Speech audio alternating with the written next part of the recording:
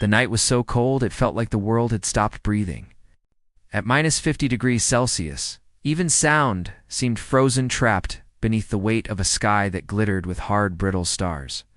Nothing moved across the Arctic coast.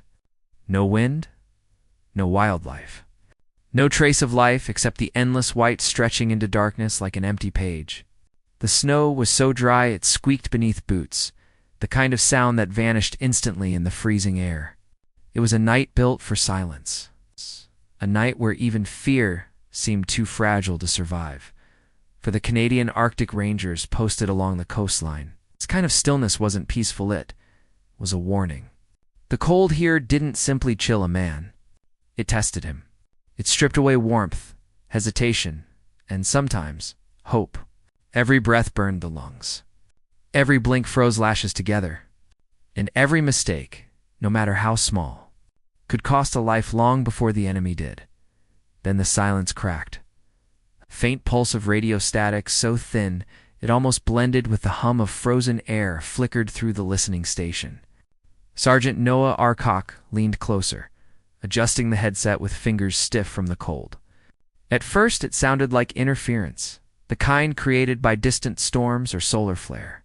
But then the pattern sharpened. 3 short bursts. Too long. A pause, repeated, structured, intentional. A coded German transmission. Ouch. Noah's heartbeat kicked against the layers of wool and fur wrapped around his chest. It didn't make sense. No German presence had been reported within hundreds of miles.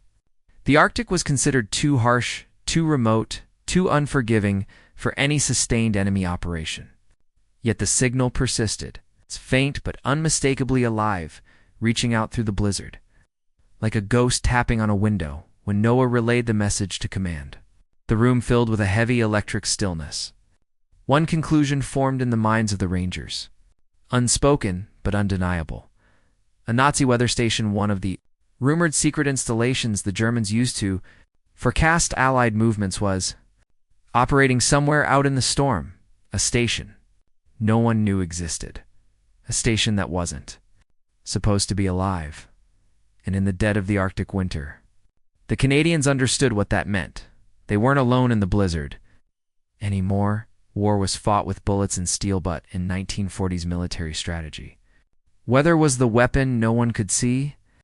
Storm patterns, ocean winds, shifting temperatures across the North Atlantic, these forces determined whether ships sailed, whether aircraft flew, and whether invasions lived or died before they even began. Generals argued over maps and tactics. But meteorologists, quiet men hunched over barometers, and radios often held the true power. Whoever could predict the weather first could dictate the battlefield. Hitler understood this with terrifying clarity. Germany depended on accurate forecasts to protect U-boats, stalking Allied convoys and 2-time air raids with precision. But most weather came from the Arctic, sweeping down across the Atlantic like an invisible tide. If the Reich could read those northern winds before the Allies, it could outmaneuver entire fleets days in advance. It meant knowing when British supply ships would be trapped in storms. It meant knowing when to attack, when to hide, when to vanish into fog. So the Nazis built secret weather stations, remote, silent outposts scattered across the Arctic wilderness. Each one was a ghost installation, disguised in snowdrifts and powered by short bursts of encrypted radio. These stations didn't fire a single shot, but they threatened thousands of lives. Every forecast they transmitted became a tactical decision, a torpedo path, an ambush point on the open seas. For the Allies, the threat was enormous and maddening. A hidden station could tilt the war without ever revealing itself. A single meteorologist, sitting in a hut buried under snow, could influence the fate of entire convoys fighting to feed Britain. And worst of all, most stations were never found. They died only when food ran out, when frostbite claimed their crew, or when chance uncovered them decades after the war. That was the fear gripping the Canadian Rangers. Now, a German transmission meant one thing. The Reich still had an invisible hand in the Arctic sky. If the Nazis controlled the weather, they controlled the North Atlantic. If they controlled the Atlantic, They controlled the war, and stopping that silent advantage would fall to the men standing in. -50 degrees Celsius night. The men chosen for this mission were not soldiers in the traditional sense. They were something older, something harder shaped, not by barracks drills or parade fields, but by winters so merciless they carved character the way wind carves stone. The Arctic Rangers were a force the military barely understood, yet relied on whenever the North demanded obedience. They were Inuit scouts, Métis trappers, and northern frontiersmen who had lived their entire lives in landscapes that killed outsiders within hours. To them, the cold was not an enemy. It was the world they were born into. Each ranger carried skills no manual could teach. They read snow the way others read maps, every ripple, every ridge, every patch of wind-polished ice revealing direction, danger, and the truth of the land. They could smell a coming storm before clouds even formed, feel temperature shifts through their fur hoods, hear the difference between cracking ice and distant footfall. These weren't tricks. They were instincts built over generations of survival, where one wrong step meant vanishing into white forever. Psychologically, they were unmatched. Where conventional soldiers panicked in darkness and isolation, the Rangers found clarity. The Arctic nights sharpened their senses instead of dulling them. Long silences didn't unsettle them, they steadied them. When the temperature plunged to -50 degrees Celsius, most men froze mentally long before they froze physically, but the Rangers' minds stayed razor-focused. They understood patience, understood stillness, understood that in the North, speed killed and silence saved. This mission demanded exactly that. No army unit could cross miles of shifting ice in a blizzard. No standard patrol could navigate pressure ridges that rose like frozen cliffs or avoid crevasses. Hidden beneath innocent-looking snow, no regular scout could track a radio signal. Distorted by aurora static and wind chill, only the Rangers could. Their sleds cut across the tundra with the glide of memory. Their dogs moved as if they shared the mission. Their breath froze in their beards, their eyelashes turned white. Their mitts stiffened like armor, but they advanced without hesitation. Guided by instinct deeper than training, the military sent them because no one else stood a chance. Because in the Arctic, strength meant nothing if you didn't understand the land. And these men didn't just understand it, they belonged to it. Sergeant Rowan never raised his voice, yet every ranger followed him without question. He moved through the Arctic the way a shadow moves through dusk. Quiet, certain, unforced. Born to a Scottish father and an Inuit mother, he carried two worlds inside him, but the North claimed him first. The cold shaped him, the silence tempered him, thus carved him into the kind of leader men trusted in the dark. Rowan had grown up on the edge of the tundra, in a place where winter never truly ended. As a child, he listened to his mother teach him the language of snow, the soft hiss of drifting powder, the sudden crack that warned of shifting ice, the whisper of wind curling around a ridge. His father taught him discipline, navigation, and the weight of responsibility. But it was the land itself that taught him endurance. He learned early that the cold didn't care about strength. It cared about respect. War took his father first, swallowed by the Atlantic. His mother passed soon after, her health worn thin by grief and endless winter. Rowan buried them both beneath drifting snow, alone except for the wind. Grief didn't break him. It deepened him. It gave him a quiet resolve, sense that duty wasn't something shouted, it was something carried. That was why the Rangers chose him. Rowan didn't command with orders. He commanded with presence. Men felt steadier when he was near. He had an uncanny intuition and ability to sense storms before they formed, to detect danger hidden in stillness, to find direction when compasses froze. Some said he could read the night. Others said the night read him. On this mission, Rowan felt the gravity of every step. A Nazi weather station operating in a -50 degrees Celsius blizzard was more than a threat. It was an insult to the land he considered sacred. The cold was brutal, but Rowan walked through it as if it were simply memory breath freezing in his beard. Eyes narrowed to slits, heart steady, he carried loss. He carried duty. But above all, he carried the North within him. Weather Station Kurt didn't look like a military installation. It looked like the Arctic itself had grown sharp edges. Camouflaged, crates painted in broken patterns of white, gray, and shadow sat half buried under drifting snow, so perfectly blended that even a trained scout could walk past them without noticing. Steel towers rose above the ice like frozen bones, coated in rimes so thick they seemed carved from frost rather than forged by German engineers. In daylight, they glimmered faintly. In night storms, they vanished entirely.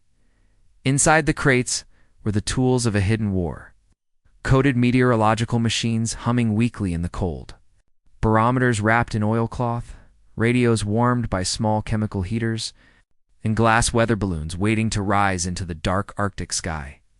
Every reading they produce, tear pressure, cloud movement, wind patterns over the Greenland sea-guided U-boats, and Luftwaffe missions thousands of kilometers away. In a war where storms could sink fleets, Kurt was more dangerous than a battalion of guns, but the men stationed there were unraveling. They lived in a world carved from silence and endless white. A place where night lasted weeks and storms erased all sense of direction. Their huts, half buried by snow, groaned under the weight of ice. Inside, chemical poisons meant for emergency destruction of documents sat beside cans of frozen rations.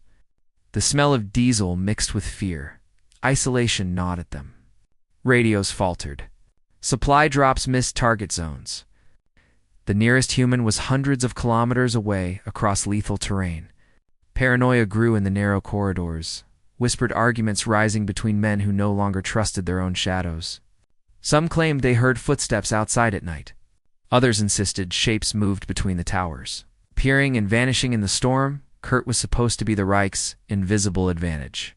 Instead, it had become a prison one maintained by men slowly losing their grip on reality. And as the coded transmissions flickered through the blizzard, none of them knew Canadian Arctic Rangers were already closing in, silent as the land itself. They gathered in a dim canvas tent where the lantern flames shivered as if it feared the cold outside. Frost crept along the seams, crackling softly whenever someone exhaled. The officers didn't waste time with ceremony. Everyone in that room already understood that only dire missions were briefed at midnight, and temperatures that could kill a man before dawn. Still, when the map was unrolled and pinned beneath gloved hands, a silence settled over the Rangers deeper than the Arctic night itself. Rowan stood near the back, snow still melting on his shoulders. He listened without blinking as Major Ellery pointed to a tiny red mark on the mappa, swallowed by an ocean of white. "Weather Station Kurt," the major said, voice low. "The transmissions confirm it's operational. We strike now, or Hitler commands the North Atlantic skies for the rest of winter." The Rangers exchanged glances. They all knew what that meant. Allied convoys sinking in storms predicted days in advance. Pilots flying blind while the Luftwaffe flew with certainty. Weather wasn't information, it was advantage. It's maybe the most powerful one of the war. "This mission happens in full darkness," Ellery continued. "No fires. No lamps. No moon. You travel by dogsled only. Navigation will be done by wind direction, snow grain, and star position when visible." His eyes swept across the room, pausing on each man. "You fire no shots unless absolutely unavoidable. The station must fall without alerting Berlin." Rowan felt the familiar tightening in his chest, a mixture of anticipation and dread. The storm expected that night would erase all tracks within minutes. That was the only reason this mission was possible. But it also meant something else. If anything happened to them out there, the snow would bury their bodies faster than any rescue could arrive. "Dogsleds only," Ellery repeated. "Engines will freeze. Radios will freeze. Men might freeze." His voice softened, not with weakness, but with honesty. "This is a mission without light, without certainty. You will move through whether that blinds even the wind." Someone asked what extraction would look like. Ellery didn't blink. "There is no extraction. If you succeed, we'll see smoke when Kurt burns." A slow breath passed through the tent. No fear, just acceptance. Rowan stepped forward. When do we leave? Ellery folded the map. When the blizzard hits, outside. The wind howled like something alive, a reminder, like they wouldn't just be fighting the Germans, they'd be fighting the North itself. The storm didn't arrive, it descended, swallowing the world in a single breath. One moment the horizon was a trembling line of gray. The next it vanished beneath an avalanche of snow that hurled itself across the ice with the fury of a living beast. The Rangers tightened their hoods, leaned into the wind, and set their sleds moving. From that point on, the difference between forward and nowhere became a matter of instinct alone. Rowan felt the cold not on his skin, but in his bones. At minus 50 degrees Celsius, the air didn't freeze you, it stole pieces of you with every inhale. His eyelashes crusted with ice until each blink scraped painfully. Breath turned into needles that stabbed the lungs. The dogs strained against their harnesses, paws burning from the cold, even through thick fur. One staggered, fell, and tried to rise again, legs trembling violently. Rowan knelt, pressing his forehead to the dog's muzzle, whispering an apology only the wind could hear before lifting the animal onto. The sled too warm. The world narrowed to the width of an arm. Snow hammered their faces so hard it left welts. Some men began seeing movement in the white void shapes shifting, shadows in places shadows couldn't exist. Hallucinations came with hypothermia. The Rangers knew this, but knowing didn't make the visions less terrifying. One scout swore he saw warm lanterns flickering ahead. Another insisted he heard his mother calling from the storm. Rowan grabbed him before he wandered off into oblivion. Every hour, the wind shifted direction, forcing them to recalibrate using the faint texture of the snow grain drifting one way, crystals piling another.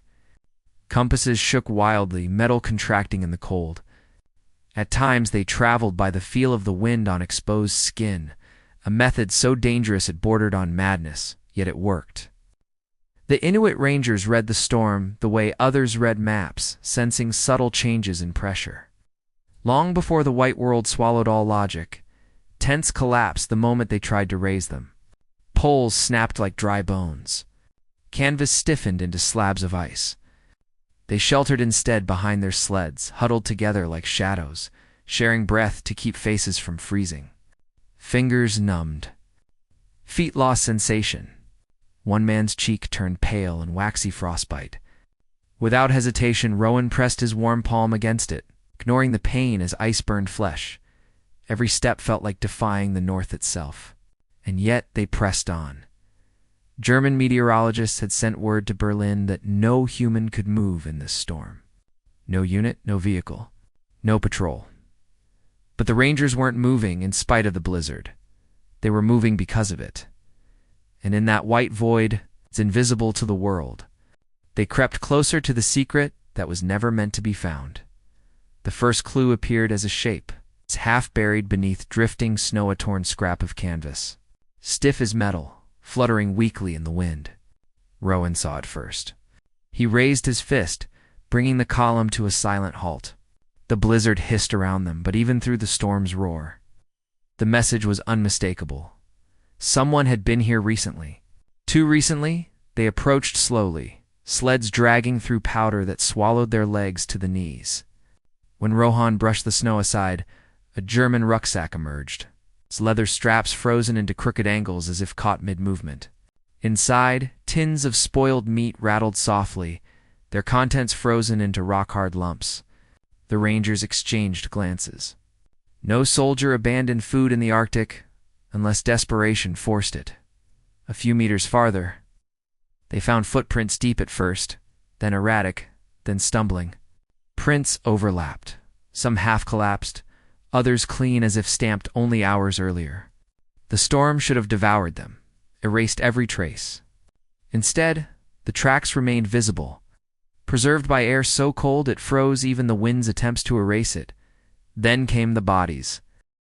The first German lay curled on his side, arms wrapped around a radio set as if he'd died mid-transmission. Ice coated his eyelashes, giving him the appearance of someone still trying to wake from a nightmare. His fingers were blackened, fused to the metal casing. Rowan knelt, reading the scene with quiet precision. Frostbite. Hypothermia. Panic, he murmured. The second corpse sat upright against a waist-high drift, face turned toward the white horizon.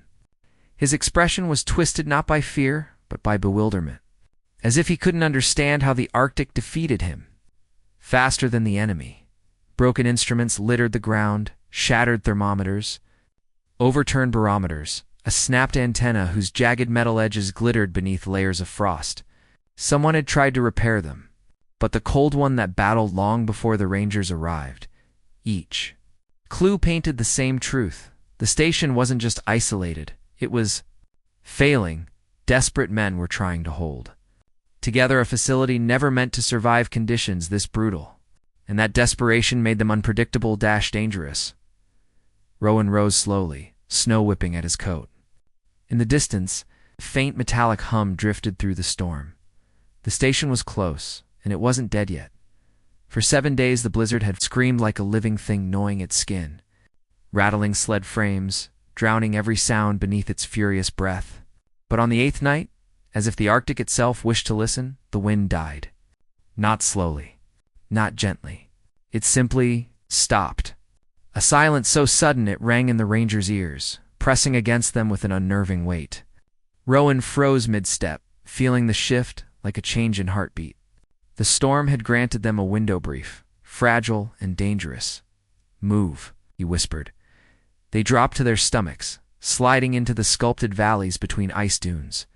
Their parkas blended seamlessly with the frozen landscape, transforming them into shifting shadows crawling across a moonlit wasteland.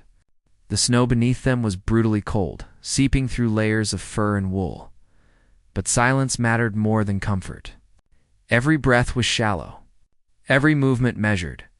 In the distance, the station pulsed with faint light, yellow squares flickering behind frosted windows. Rowan raised 2 fingers. "Stop." Sound drifted through the still airsoft. Muffled, unmistakably human. German voices. Close, too close. The Rangers pressed deeper into the snow, letting the dunes swallow their shapes. Rowan lifted his head just enough to see over the ridge. There, less than 50 meters away, stood the outline of Weather Station Kurt, steel masts coated in white armor, crates stacked like ghostly ribs, chimneys exhaling thin trails of smoke that vanished into the night. A guard paced lazily along the outer walkway, stamping his frozen feet, rifle slung carelessly. He wasn't alert, he was exhausted. Cold had dulled his caution. Another voice echoed from inside the main hut, an argument. German words clipped by panic. Someone shouted about readings failing again. Someone else demanded repairs before Berlin notices. The Rangers exchanged glances. The station was alive. But fraying at the edges, Rowan signaled again 3 quick taps on the snow. Advanced, they inched forward, breath crystallizing instantly, hearts thudding in the stillness. Every dune brought them closer to the warm glow of the hut, closer to enemy ears, closer to a mission where footsteps, even whispers, meant death. And as they reached the final ridge overlooking the station, Rowan understood. The wind had not stopped for mercy. It had stopped to let them begin. The first German never knew he wasn't alone. Rowan watched from the shadow of a snow ridge as the guard stepped behind the generator shed, rubbing his hands together for warmth.